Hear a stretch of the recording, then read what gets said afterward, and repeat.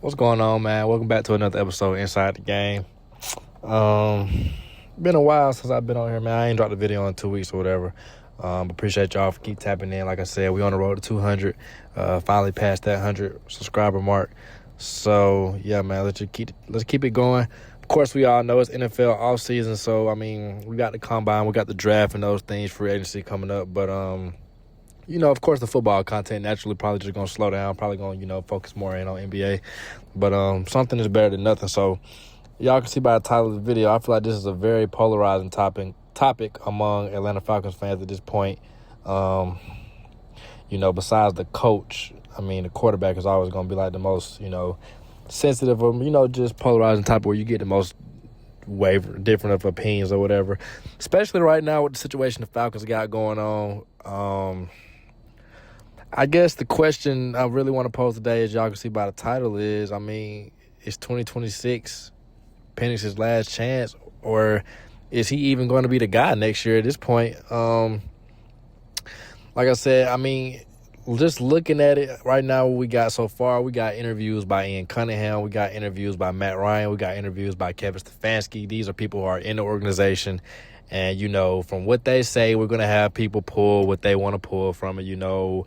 First, it was these guys aren't sounding like they have confidence in Penix being the guy. They're not committing to it. Then, you say things that, scream that they are moving forward with him as the guy.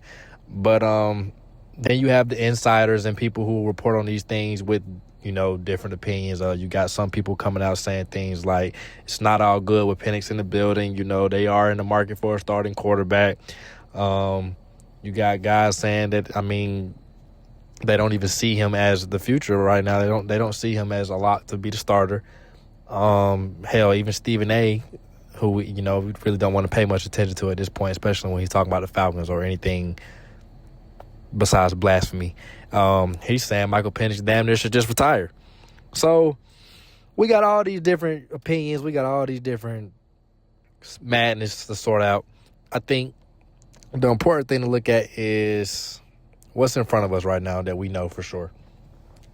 Well, what's in front of us right now that we know for sure is Michael Penix. Like I said, he's a top 10 draft pick.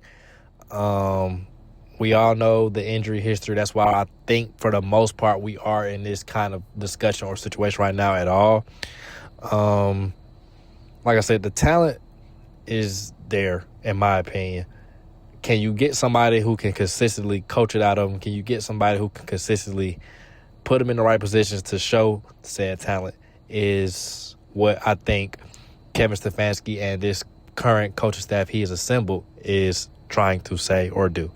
Like I said, you have Stefanski at head coach. He brought in Tommy Reese at OC. And then, like I said, the offensive staff he has assembled. Bill Callahan at O-line, Tanner Ainstring, pass game coordinator. Wide receivers coach Robert Prince. All these guys have a lot of experience. Alex Van Pelt, quarterbacks coach. Matt Ryan has raved about him. Everybody's raved about him. He worked with Drake May. And basically they just say, he's going to get Michael Penix's footwork and things like that down packed. So when you look at it from the offensive side of the ball, night and day coaching staff from under Raheem Morris and Zach Robinson. Zach Robinson did not know what he was doing. Granted, these NFL PA grades have came out. Y'all can see that, man, the team clearly was not messing with Zach Robinson. He has damn near the lowest grade on the whole thing out of everybody. We didn't really have a wide receivers coach, so the wide receivers aren't being coached up. Mind you, even the wide receiver talent that we have isn't really screaming anything to be confident in, And, that still is the case right now. They've already made a move and released Kadero Hodge, even though he's not really, anybody to. I wouldn't cry about losing Kadero Hodge. He's a good special teams guy, but special teams was ass last year with him, so hell, we can just be ass without him at this point. They have tagged Kyle Pitts, so that's a weapon, to keep in the fold. Kirk Cousins will officially be released March 1st, so I think what they're showing in front of us is that, just from my perspective, what I think they would like to give Penix every benefit of the doubt to try to show he's the guy next year. But I also think they're not dumb enough to put all their eggs in his basket due to the fact of the injury history. Also, I mean, he's done interviews, and he said that I think he knows he has a chip on his shoulder. He's always had that kind of chip on his shoulder, that kind of swag about himself, given the injuries and stuff like that. But I just think he does kind of feel slighted by the last coaching staff as far as Zach Robinson keeping him in the pistol and kind of shifting the blame to him, or maybe he can't get under center and things like this. And I just think that's complete bullshit. I don't think a rookie quarterback or NFL quarterback at all cannot get under center. I don't think he would have enough stain or enough pull to tell the coaching staff, I'm not getting under center. That's just ridiculous. So I don't believe that. But you do also have to look at when you bring a new staff in, when you bring a new GM in, they are going to want to, they're going to want to ride with their guy. They don't want to attach their name or their success or failure, which is basically what their job is dependent on a guy who they did not draft, they did not bring in. So when you think of it from that aspect, you have to ask yourself, okay, well, who else can they bring in? I don't think the Falcons are really in a position right now outside of Penix, due to his draft capital or his draft stock where he came from, to really necessarily get a franchise guy. Now, maybe they can be the next team that is the reclamation team, a reclamation project. I mean, Baker Mayfield, that happened for him. Sam Darnold, that happened for him. We've seen these quarterbacks go elsewhere, and, it'd be a move where we're like, oh, they're just signing such and such to stay here for a year. And, I mean, it turns out to be more than that. It's different ways to, I guess, get a franchise quarterback. It doesn't always have to be this is the guy we drafted. It doesn't always have to be this is the guy we paid X amount of dollars to.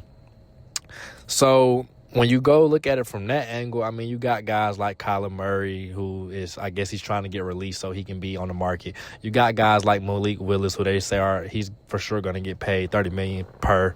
You got guys like Anthony Richardson, who him and the Colts have agreed that a trade would be the next, a nice thing for him.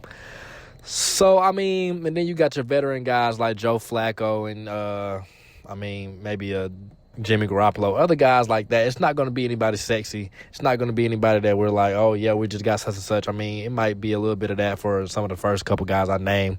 But, you just have to... You just have to look at it from all angles at this point. I think with everybody who's looking at it with kind of a thing of, no feelings out in it, I like to give a nice, clean, down the middle take. I think what you can look at it from that view is, Penix 2026 is his last year to show whatever he's going to show. I don't think the last staff put him in the best position to succeed, in my opinion. Fairly or unfairly, the whole situation with him and Kirk kind of has put him behind the eight ball. He's going to be going into his fourth year or whatever. And he's coming up on that fifth-year option. If he doesn't show something next year, if he can't show he can stay healthy, they're most likely going to move on in 2027 when they have a full cup of draft picks, when they have a full, probably more cap space to deal with to go get X, Y, and Z, whoever they want to get. Am I telling you right now that I think he's a franchise guy? I really don't know at this point. My excitement or my attachment to him from where we first got him to now, just given that injury he had last year, it is kind of throwing me off a little bit. But I also know that I just feel like given the right play calling and the right, shit around him, I do think he can be a good quarterback. We don't know his ceiling because we really don't even know his floor at this point, just off of the sample size that we're given. I think he's only started like 12 games or so. So not even a full season of games under his belt as far as starting. It's just like I said, where he is in his contract, already kind of being an older rookie. It's just a bad situation. So in my opinion, if you bring somebody like Kyler Murray or Malik Willis in, I believe you're bringing them in to start, in my opinion.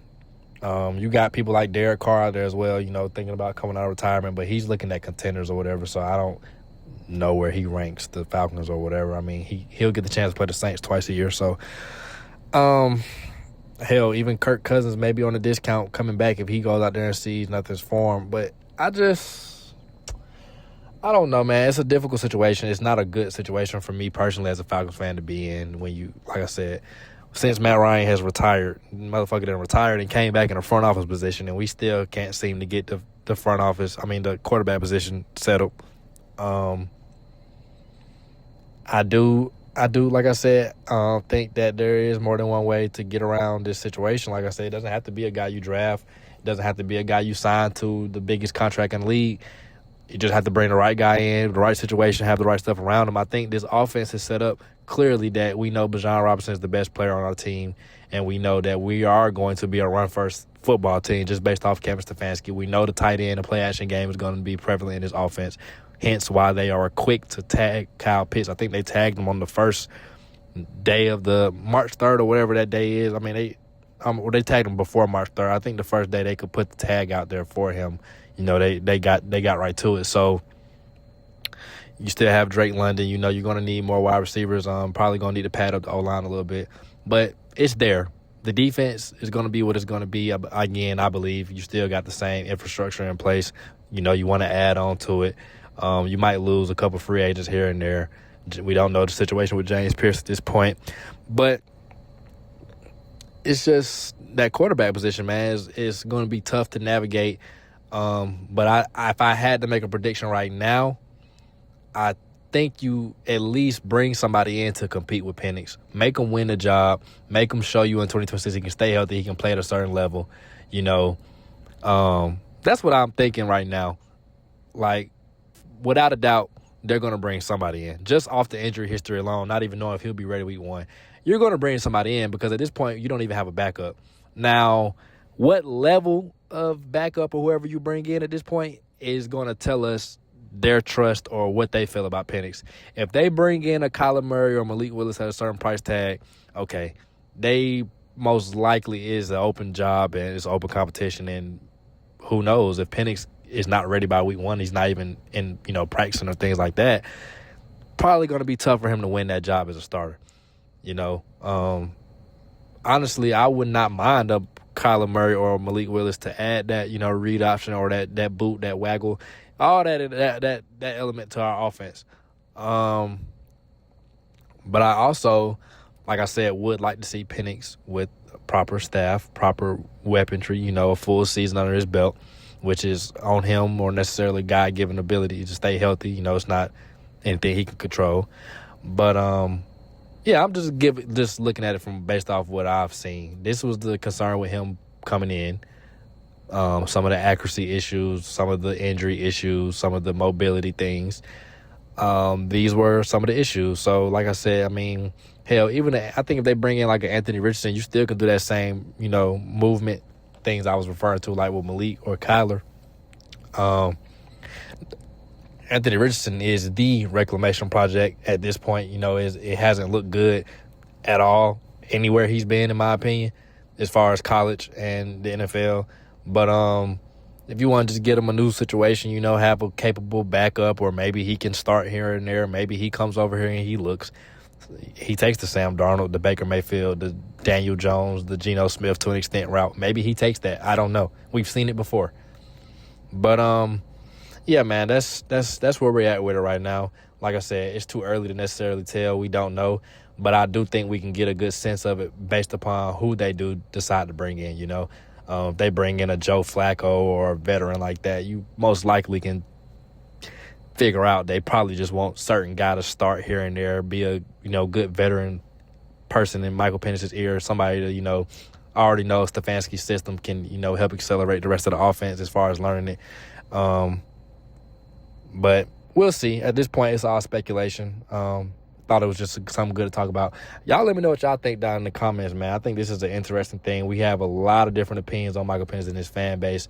I think bottom line is I'm not ready to give up on him yet, but I'm also not attached to him to, if they do go in another route. I just want to win football games. I really don't care who was at quarterback at this point. It would be nice to have that franchise guy that we know year in and year out. That's our guy.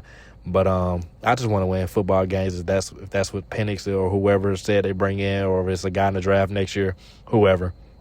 So let me know what y'all think. Who do y'all think would be the starter for the Falcons in 2026, man? Definitely appreciate y'all for listening, man. Like, comment, subscribe. Like I said, we're on the road to 200. And, yeah, man, appreciate y'all.